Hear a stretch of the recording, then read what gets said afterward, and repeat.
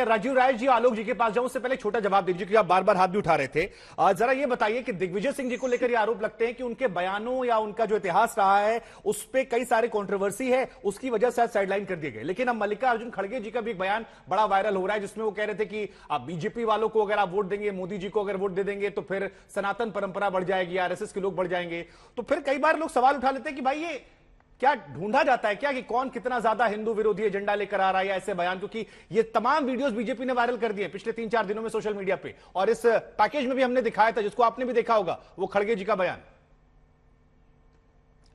देखिए शुभांकर जी, भारतीय जनता पार्टी को तकलीफ ये है कि एक दलित परिवार से जो कभी कर्नाटक का जिला अध्यक्ष था, अपने बाबा साहब भीमराव अंबेडकर जी के स्वप्न को साकार करने के लिए अगर वो निकला है, 9 बार विधायक, आपने बताया एक बार लोकसभा का लगातार 10 जो चुनाव जीते हो, कर्नाटक में नेता प्रतिपक्ष रहे हो, लेकिन उनकी उम्र 80 साल है सर, प्रतिपक्ष रहे हो, 80 साल उम्र भी है, 2019 में हार भी गए हैं और उन पर यह भी आरोप लगते हैं क्योंकि वो यस मैन हो गए हैं, अब समर्पण ज्यादा है, ये भी उन पर आरोप लग रहे हैं। मैंने ये भी बातें हाईलाइट कर दिया, आपने मेरा कोट किया था इसलिए मैंने ये भी कवर कर दिया। जी बात पूरी कीजिए।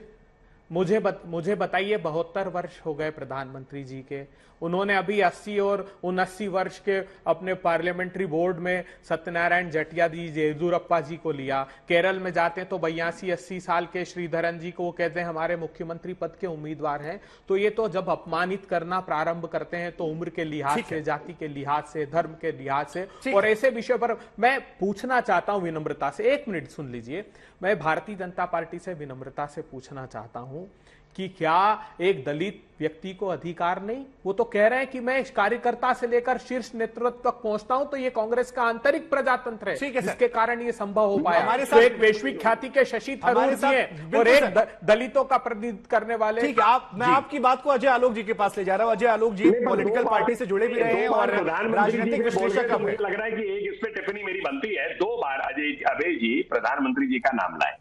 देखिए, मैं मानता हूं और जानता हूं, देश मानता है, विश्व जानता है कि नरेंद्र मोदी जी अति लोकप्रिय हैं और इसलिए उनके नाम के लिए बगैर किसी को ब्रांड पॉजिटिविटी नहीं मिलती, अगर मैं एक मार्केटिंग का शब्द करूं तो। इसीलिए कांग्रेस पार्टी के हर प्रवक्ता जो है हमेशा मोदी जी का नाम लेते हैं। ठीक है नलिन जी, क्योंकि वो मोदी जी के 2 प्रवक्ता और भी मेरे पास है। ठीक है, दर्शक देख रहा है सर, दर्शक भी समझ रहा है कि प्रधानमंत्री जी का नाम उन्होंने, सवाल मैंने कुछ और पूछा था, शुरुआत पीएम के दंडवत से की, तो दर्शक भी समझदार है हमारा। अजय आलोक जी, आप तो पॉलिटिकल पार्टीज में भी रहे हैं, सियासत को समझते भी हैं। यहां पर आपने सुना किस तरह से अभय दुबे जी ने कहा कि एक दलित चेहरा सामने आ रहा है, वो बीजेपी को रास नहीं आ रहा।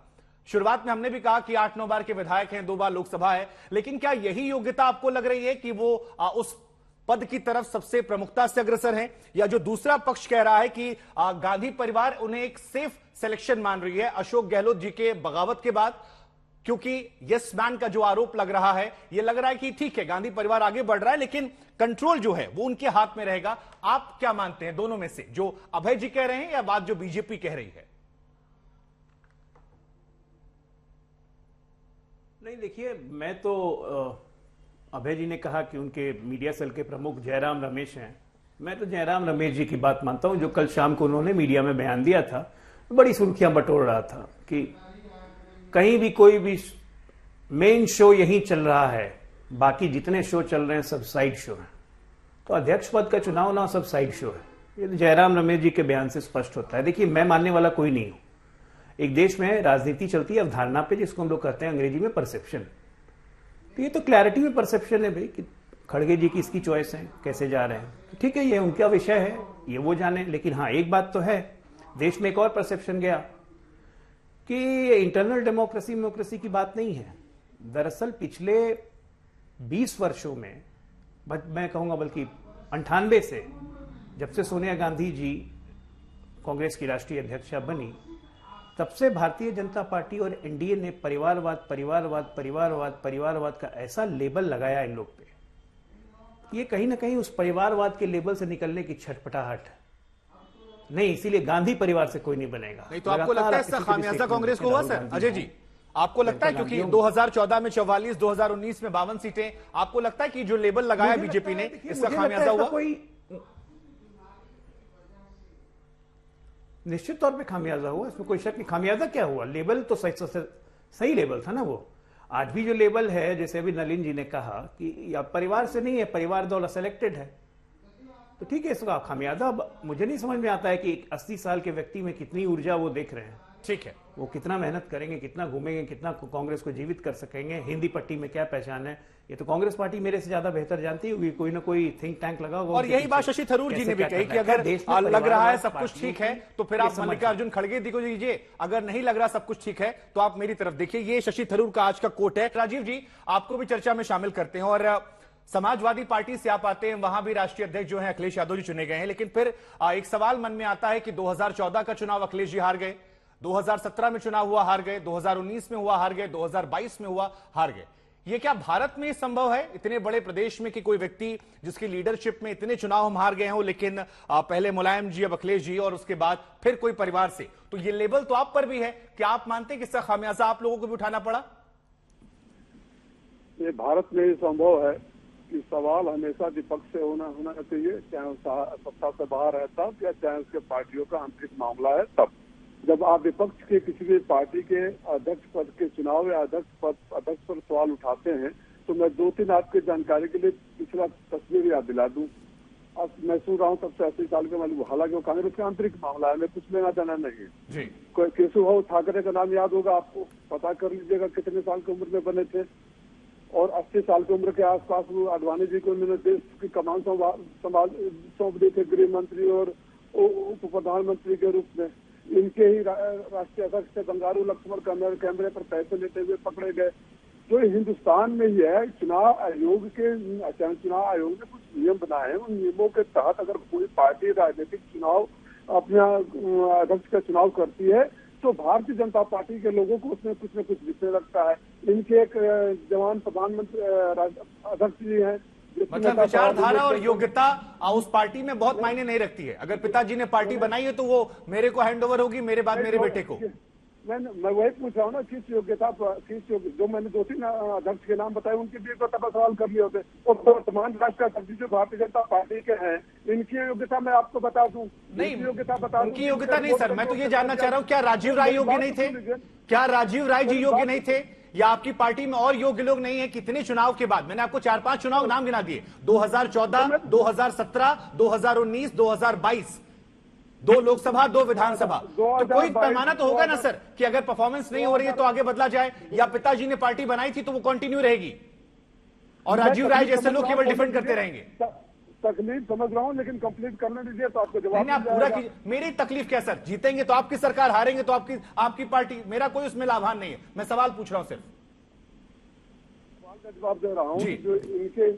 जो इनके पार्टी से या परिवार से या नामित या बहुत प्रतिभाशाली राष्ट्रीय अध्यक्ष हैं, उन्होंने अभी चैनलों पर भाषण दे दिया, पब्लिक में भाषण दे दिया कि तमिलनाडु की एक जगह पर 95% एम्स बना जाएगा। रिमोट कंट्रोल से उनको बताया गया था कि यही बोलना, उन्होंने बोल दिया। रिमोट कंट्रोल से उनको बोला गया था जब प्रधानमंत्री के पीछे चल रहे हो तो अमित शाह साहब धक्का दे देंगे, वो कर दिया गया। सवाल ये है कि चुनाव आयोग तो आपकी जेब में है, चुनाव आयोग से बोल दीजिए कि जैसा हम चाहेंगे वैसे दूसरी पार्टी राष्ट्रीय अध्यक्ष बनाएगी। चुनाव आयोग की तो हिम्मत नहीं है, यस बात बना हुआ है। हमारे यहाँ चुनाव हो रहे थे, राजीव राय खुद चुनाव आयोग में दफ्तर गया, सबूतों के साथ गया, वीडियो के साथ गया, फोटो के साथ गया, पत्रों के साथ गया। चुनाव आयोग ट्रस्ट बना हुआ था। तो जब चुनाव आयोग आपके पॉकेट में नियम, अगर नियमों के तहत होता है तो बहुत सी बात क्यों होती है? नहीं, ठीक है। रशीद किदवई साहब, क्योंकि आप पत्रकार, एक बार फिर मैं आपके पास आ रहा हूं, उसके बाद मैं बाकी लोगों पर जाऊंगा। जरा ये बताइए मुझे कि जो एक कार्यकर्ता है जो समर्पण देता है अपनी पॉलिटिकल पार्टी को लगातार, क्या उसके मन में ये सवाल नहीं आता होगा कि अगर मैं मेहनत करूंगा तो एक रोज नहीं पहुंच जाऊंगा? या वो विचारधारा, वो परिवार के प्रति जो ऊर्जा होती है, जैसा कि खासतौर पर कांग्रेस में कई बार कहा जाता है कि गांधी परिवार सबको एकजुट करके चलता है, उसके इर्द गिर्द ही समीकरण बनते हैं, तो ये कैसे देख रहे हैं? क्योंकि जो निकलता है वो यही आरोप लगाकर निकलता है, और जो वहां है वो यही आरोप लगाता है कि उसके इर्द गिर्द ऊर्जा है, इसी वजह से पार्टी जुड़ी हुई है। जी, ये आपने बड़ा महत्वपूर्ण प्रश्न किया। जैसे मैंने पहले बताया था कि जो आंतरिक लोकतंत्र है उसमें भारतीय जितने भी राजनीतिक दल हैं उसमें उसका अभाव है। अब उसके लिए कोई भी चीज डिफेंड करें वो की जा सकती है। इसी तरीके से जब हम वंशवाद की बात करते हैं, वंशवाद में भी बहुत ज्यादा घालमेल है कि मतलब वंशवाद हमारे देश में खूब फल फूल पनप रहा है। मैं बहुत सारे तथ्य दे सकता हूं तमाम राजनीतिक दलों के बारे में। देखिए वहां भी कामयाबी जो है शुभांकर जी, वो उसकी कुंजी होती है। कोई नवीन पटनायक को वंशवाद के का दोषी नहीं मानता। अभी जो स्थिति है, एमके स्टालिन को भी लोग वंशवाद के कटघरे में नहीं खड़ा करते, चाहे वो प्रधानमंत्री हो या उनके दूसरे राजनीतिक विरोधी हो। वंशवाद की समस्या जहां आती है वहां जब वो या जो जगनमोहन रेड्डी के कोई वंशवाद की बात नहीं करता। वंशवाद की बात वहां आती है जहां पार्टी की परफॉर्मेंस जो है वो खराब हो, जैसे कांग्रेस इस समय बड़े बुरे दौर से गुजर रही है। तो ये एक उसका रिटोरिक। और वंशवाद का सबसे बड़ा कारण जो है, ये जो हमारे यहाँ महंगे चुनाव होते हैं, जो इतना ज्यादा भ्रष्टाचार होता है, उसके लिए लोग क्या करते हैं, अपने भाई बहन और तमाम रिश्तेदारों को करके पूरा मनी मैनेजमेंट का पूरा कॉन्सेप्ट है, जिसपे मैंने एक पेपर भी लिखा है। तो ये तमाम चीजें हैं जो भारतीय लोकतंत्र के बड़े चैलेंज है। इसको अगर हम एक राजनीतिक दल के चश्मे से देखेंगे और उसको उसके प्रति हम उसी की आलोचना करेंगे, तो मुझे लगता है कि देश और उसकी समाज को कोई फायदा नहीं होगा। ठीक है, ये आपने एक अच्छा पॉइंट उठाया कि जहां परफॉर्मेंस होती है वहां पर ये सवाल कम होता है, नॉन परफॉर्मेंस पर सवाल ज्यादा शुरू होता है।